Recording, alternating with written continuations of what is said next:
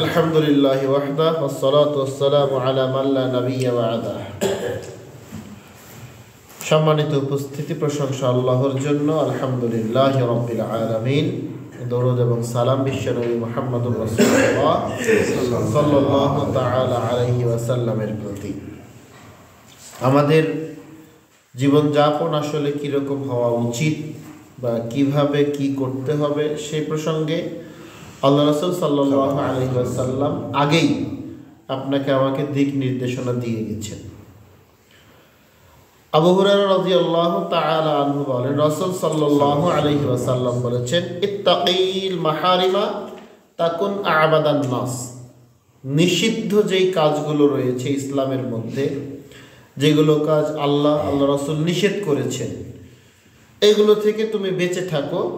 তাকুন আ'বাদান নাস, তাহলে তুমি হবে সবচাইতে বড় আবেদ, ইবাদতকারী।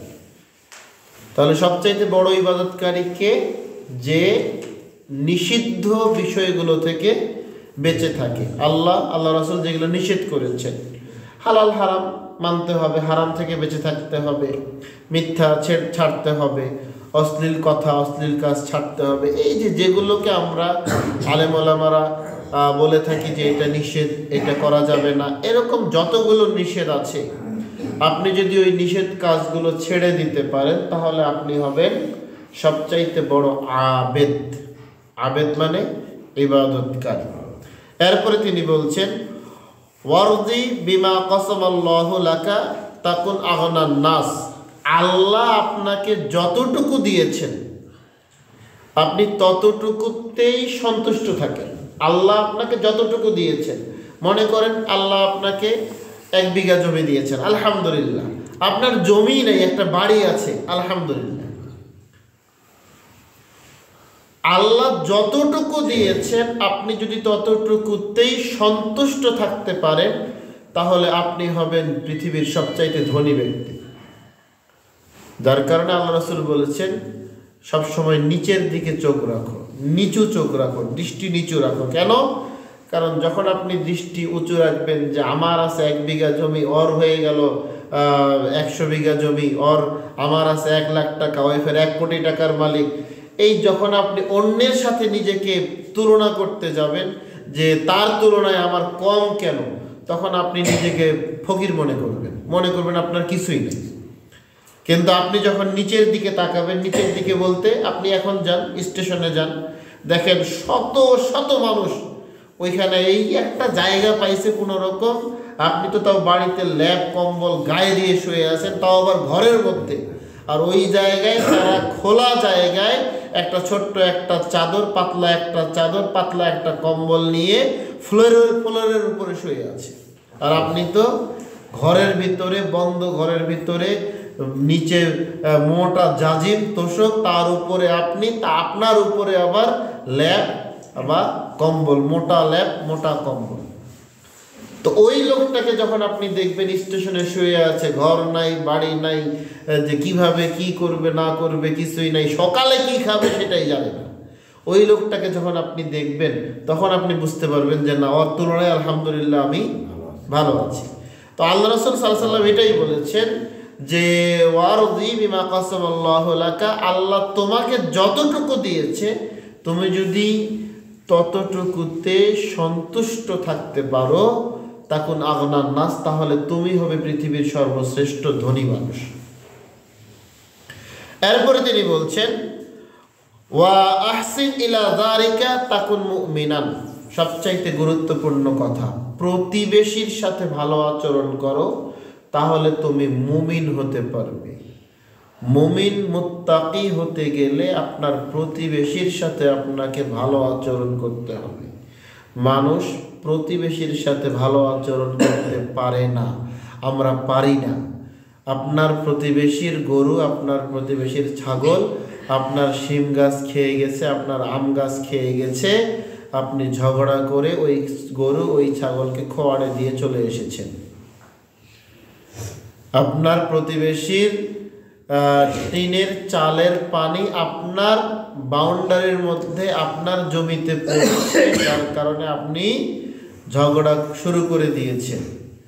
আপনার প্রতিবেশী আপনার রাস্তায় চলাচল করছে, আপনি এটা সহ্য করছেন না, আপনাকে এই কাজগুলো পরিত্যাগ করতে হবে। মনে করতে হবে, আল্লাহ রাসূলের এই কথাটাকে মনে রাখতে হবে যে যদি আপনি মুমিন হতে চান তাহলে আপনাকে আপনার প্রতিবেশীর সাথে ভালো আচরণ করতে হবে। রাসূল সাল্লাল্লাহু আলাইহি ওয়াসাল্লাম বলেছেন, যখনই জিবরাইল আমার সাথে সাক্ষাৎ করতো আমাকে খালি বলতো, মুহাম্মদ প্রতিবেশীর ব্যাপারে সতর্কতা অবলম্বন করুন, মুহাম্মদ প্রতিবেশীর ব্যাপারে সতর্কতা অবলম্বন করুন, প্রতিবেশীকে ভালোবাসুন, প্রতিবেশীর সাথে ভালো আচরণ করুন। কথাগুলো এত বলতো যে আমার মনে হতে লাগলো হঠাৎ কোন দিন জানি বলে ফেলে যে মুহাম্মদ আপনার জমি জায়গাতে প্রতিবেশীকে ওয়ারিশ দিতে হবে। তার মানে ইসলামের মধ্যে প্রতিবেশীর হক, প্রতিবেশীর সাথে ভালো আচরণ করার গুরুত্ব অনেক বেশি। প্রতিবেশীর সাথে ভালো আচরণ করতে হবে। এরপরে তিনি বলছেন, ওয়া আহিব্বা লিন্নাসি মা তুহিব্বু লিনাফসিকা তাকুন মুসলিমান, মানুষের জন্য সেটাই পছন্দ করো, সেটাই ভালোবাসো যেটা তুমি নিজের জন্য পছন্দ করো, নিজের জন্য ভালোবাসো। আপনি নিজের জন্য যেটা পছন্দ করেন, নিজের জন্য যেটা ভালোবাসেন, মানুষের জন্য ওইটাই করবেন। আপনি পরবেন খুব দামি কাপড়, আর আপনার পরিবারের, আপনার স্ত্রীকে, আপনার ছেলে মেয়েকে দিবেন কম দামি কাপড়। ইসলাম এটা চায় না। এরপরে আপনি দেখতে পাচ্ছেন যে আমার কয়েকটা জিনিস এটা আর আমার ভালো লাগে না, ভালো লাগতেছে না, আমার পছন্দ হচ্ছে না, আপনি ওটা এখন অন্যজনকে দিয়ে দিচ্ছেন, এটা না। বরং আপনি নিজের জন্য যেটা পছন্দ করেন, মানুষের জন্য আপনাকে সেটাই পছন্দ করতে হবে। একই রকমভাবে আপনি চাচ্ছেন না যে কেউ আপনার ব্যাপারে দুর্নাম করুক, কেউ আপনার ব্যাপারে খারাপ কথা বলুক, এটা আপনি চাচ্ছেন না, এটা আপনার পছন্দ হচ্ছে না। ঠিক একই রকমভাবে আপনি যেহেতু এটা পছন্দ করছেন না যে কেউ আপনার ব্যাপারে দুর্নাম করুক, আপনার ব্যাপারে খারাপ কথা বলুক, তাহলে আপনিও অন্য কারো ব্যাপারে দুর্নাম করতে পারবেন না, অন্য কারো ব্যাপারে খারাপ কথা বলতে পারবেন না। একই রকম। এরপরে আল্লাহ রাসূল সাল্লাল্লাহু আলাইহি ওয়াসাল্লাম বলেছেন, ওয়ালা তুকসিরুজ যাহিকা, বেশি হাসবে না। কেননা ফাইন্না কাসরাতুজ যাহিকি তুমিতুল কলবা, বেশি হাসলে অন্তর মরে যায়। আল্লাহ রাসূল সাল্লাল্লাহু আলাইহি ওয়াসাল্লাম বলেছেন বেশি হাসা যাবে না। আল্লাহ রাসূল সাল্লাল্লাহু আলাইহি ওয়াসাল্লাম বলেছেন, লাউ তা'লামুনা মা আ'লামু, আমি আল্লাহ সম্পর্কে যতটুকু জানি তোমরা যদি এটা জানতে তাহলে তোমরা বেশি বেশি কান্না করতে, কম কম হাসতে। তাহলে আমাদের উচিত হবে আল্লাহর পরিচয় জানা। আল্লাহর যে এই যে আমরা দেখেছি অনেকগুলো নাম রয়েছে যেগুলোকে আমরা বলি আসমাউল হুসনা, এগুলোর প্রত্যেকটার অর্থ ব্যাখ্যা আমাদের জানা উচিত। তাহলে আমরা অন্তত পক্ষে আল্লাহর পরিচয় জানতে পারবো।